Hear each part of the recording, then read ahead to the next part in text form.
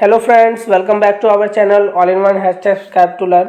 I hope that you all are fine at your home, and it's my humble request to follow the COVID protocols so that you can prevent yourself as well as your family from the COVID infection. So now let's move to our topic. In the previous video, we have already dealt with the intercept theorem, and I have told you in the previous video that in the next video we will deal with the another theorem, that is midpoint theorem. So let us start this theorem. First of all, I will read the statement and then after the proof. So first of all, now I am starting the reading the statement. Statement is the line segment joining the midpoint of any two sides of a triangle is parallel to the third side and equal to the half of it.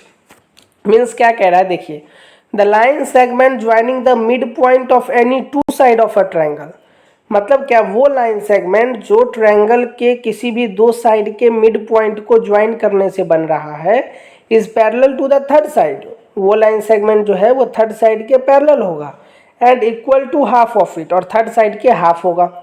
तो अब इसको हम लोग आते हैं proof करने के लिए. उससे पहले हम लोग थोड़ा सा फिगर डिस्कस कर लेते हैं. फिगर में हम लोगों ने क्या किया, एक ट्रायंगल ड्रॉ किया.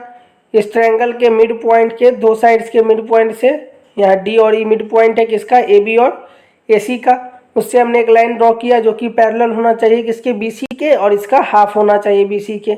ये हमें प्रूफ करना है. ठीक है, इसको हम लोग प्रूफ करेंगे.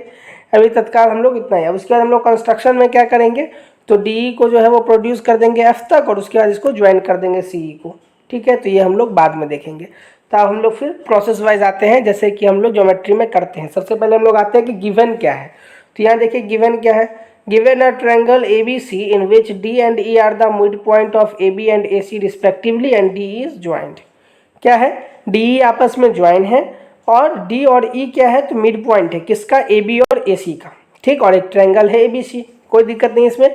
अब देखिए टू प्रूफ क्या है, तो प्रूफ हमें दो चीज़ करना है. पहला D is parallel to BC, यानी डी वाला जो लाइन है ये पैरेलल होगा बीसी के, और दूसरा प्रूफ करना है कि डी जो होगा वो हाफ होगा बीसी के. डी का जो लेंथ होगा वो बीसी के हाफ होगा.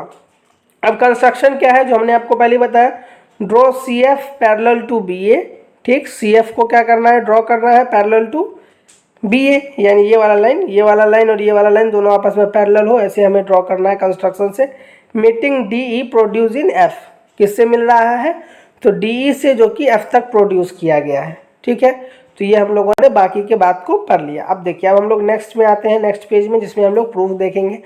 प्रूफ क्या है, सबसे पहले हमने दो ट्रायंगल लिया. इन ट्रायंगल सबसे पहला लिया in triangle AED and CEF we have, यानी AED और CEF. तो पहले आप देख लें AED कौन सा है, तो AED ये हो गया और CEF ये हो गया. ये दोनों ट्रायंगल की बात कर रहे हैं, एक ये वाला और एक ये वाला. तो इस दोनों ट्रायंगल में क्या है, देखिए सबसे पहला AE is equal to CE given है. AE और CE इक्वल है, गिवन है, क्योंकि दोनों क्या है, हाफ पार्ट है. ठीक है, इसलिए AE और CE गिवन है.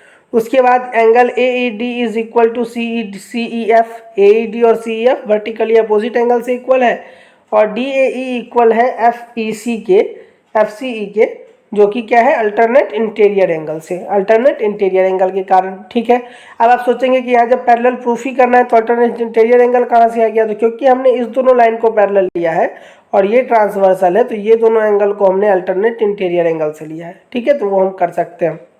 ठीक, चलिए अब आगे बढ़ते हैं. उसके यानी कि यहाँ तीन चीज़ आ जाने से हमें ये पता चल गया कि ये दोनों ट्रायंगल जो है वो आपस में कंग्रुएंट है किससे, तो SAS क्राइटेरिया से. ठीक है, अब CPCT से हमें क्या पता चला, CPCT से हमें पता चला कि AD is equal to CF and DE is equal to EF. यानी हमें दो चीज़ पता चल गया, जो बाकी बचे हुए जो दो साइड्स हैं, ठीक ना, बाकी बचे हुए जो दो साइड्स हैं वो भी आपस में इक्वल होंगे ना. जैसे ये वाला साइड्स इसके इक्वल होना चाहिए और ये वाला तो इसके इक्वल है ही, ये वाला इसके इक्वल होना चाहिए. ये तो हमें पता चल गया. अब उसके बाद ये हमें पता चल गया, but AD is equal to BD, लेकिन AD जो है वो BD के इक्वल है. ये जो AD है वो BD के इक्वल है, ये भी हमें पता है, क्योंकि ये जैसे ही उसका क्या है, तो मिड पॉइंट है, तो वो तो आपस में इक्वल होगा ही. तो BD is equal to CF. अब ऐसा मैंने क्यों लिखा वो देखिए, क्योंकि अगर LHS आपस में इक्वल है तो इसका मतलब जो RHS है वो भी तो इक्वल होगा, तो इसीलिए BD इक्वल टू CF. तो BD अगर CF के इक्वल है और BD जो है वो पैरेलल है किस चीज़ से, तो बाय कंस्ट्रक्शन से भी हमने उसको पैरेलल लिया था. तो क्योंकि अगर अपोजिट साइड्स इक्वल है और पैरेलल है तो ये एक पैरेललोग्राम होगा, तो यानी BCFD is a parallelogram BCFD कौन सा हो गया, वो देखिए BCFD, ये एक पैरेललोग्राम है, ठीक है।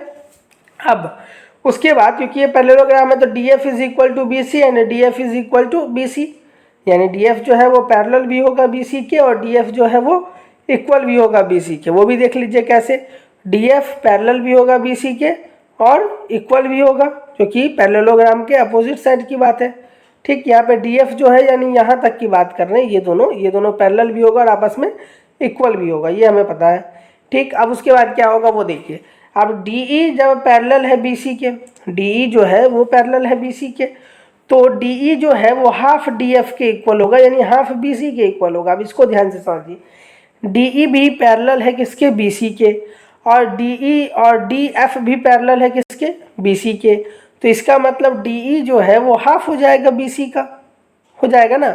या आप ऐसे कर लें कि DE जो है वो हाफ हो जाएगा DF का। देखिए ये जो DF है यहाँ पे, इसका भी तो हाफ हम कह सकते हैं ना इजीली, तो आप इसी को पहले कर लीजिए कि ये DE जो है ये हाफ हो गया किसका, DF का, इस पूरे लाइन सेगमेंट का, वो तो होगा, वो होगा। तो अगर ये इसका हाफ होगा तो क्योंकि अब DE और BC, सॉरी DF और BC ये दोनों तो आपस में इक्वल है ना, तो ये दोनों जब आपस में इक्वल है तो ये तो इसके इक्वल हो ही सकता है, क्योंकि ये जो BC है और ये DF है ये आपस में इक्वल है, किस लिए, तो अपोजिट साइड के कारण। तो इसीलिए अगर ये इसका हाफ है, DE जो है वो DF का हाफ है, तो इसका मतलब ये BC का भी हाफ होगा। तो वही चीज़ हमने लिखा, क्यों, क्योंकि DF is equal to EF, यही हमने आपको पहले ही बताने की कोशिश की। तो यानी DE is parallel to BC और DE is parallel to half BC, यानी DE जो है वो पैरेलल है BC के और DE जो है वो हाफ BC के भी इक्वल है। यही तो हमें प्रूफ करना था मिड पॉइंट थ्योरम में, तो ये हमने प्रूफ कर दिया। तो एक्चुअली हमने अभी दो वीडियो में क्या किया है, दो इंपॉर्टेंट थ्योरम को डिस्कस किया, एक कौन सा, एक इंटरसेप्ट थ्योरम और दूसरा मिड पॉइंट थ्योरम। तो इंटरसेप्ट थ्योरम तो क्लास 9 तक ही ज़्यादा मायने रखता है, बट जो मिड पॉइंट थ्योरम है वो क्लास 10th में भी मायने रखता है। आपने देखा होगा अगर प्लेलिस्ट में जाके, तो क्लास 10th के लिए मैंने मिड पॉइंट थ्योरम भी एक मिड पॉइंट थ्योरम का भी एक वीडियो बनाया था, तो उसमें भी सेम इसी तरीके का मिड पॉइंट थ्योरम है, थोड़ा सा डिफरेंस है बस। तो आपको ये चीज़ ध्यान रखना है कि मिड पॉइंट थ्योरम आपको यही नहीं बल्कि क्लास 10th में भी काम देगा, तो इसको आप अच्छे से समझें। और अगर इसमें आपको किसी भी तरह का कन्फ्यूज़न हो तो आप कमेंट बॉक्स में कमेंट करके बताएं कि आपको क्या कन्फ्यूज़न आ रही है या आपको क्या परेशानी लग रही है, उसको फिर हम लोग डील करेंगे नेक्स्ट वीडियो में, डाउट सेक्शन के वीडियो में, ठीक है फ्रेंड।